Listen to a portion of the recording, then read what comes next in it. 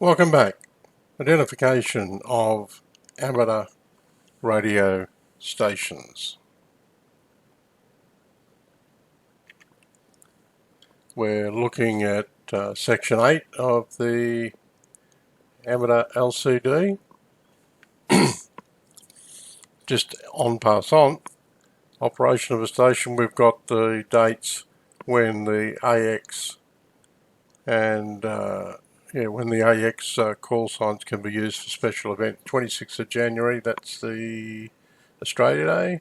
25th of April, Anzac Day. 17th of May is World Telecommunications Day. Every amateur on those days can substitute VK for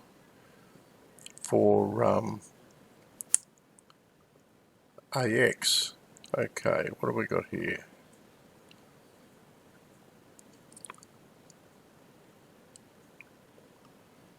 Okay, this is identification. I think I might have marked the wrong area, but it's just the same. See if I can get a highlight in there. For some reason this doesn't want to highlight for me. Well, the next section's the same anyway, so I'll use it. What is written here? Oh, now it works. Now it works. So, when does an amateur station need to identify? That's what we're on about. And how do you identify? You identify with your call sign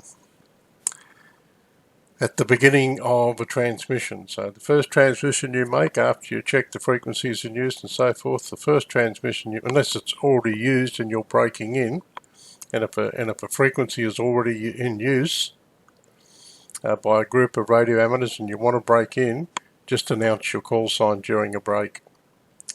You do not go break or breakity break break break. You just announce your call sign. There's not even a need to say your call sign and break. If you just say your call sign, then radio amateurs know who you are and that you want to get into the group. So you must identify at the beginning of a transmission. You must identify at the end of a transmission. And if the transmission lasts more than 10 minutes, at least once during each period of 10 minutes or part thereof in the transmission.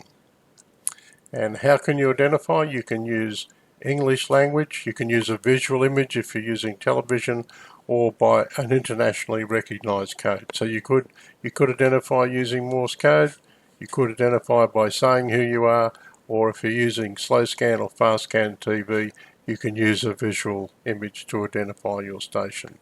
So identification must be at the beginning of the transmission, at the end of the transmission, and at least once every 10 minutes during the transmission.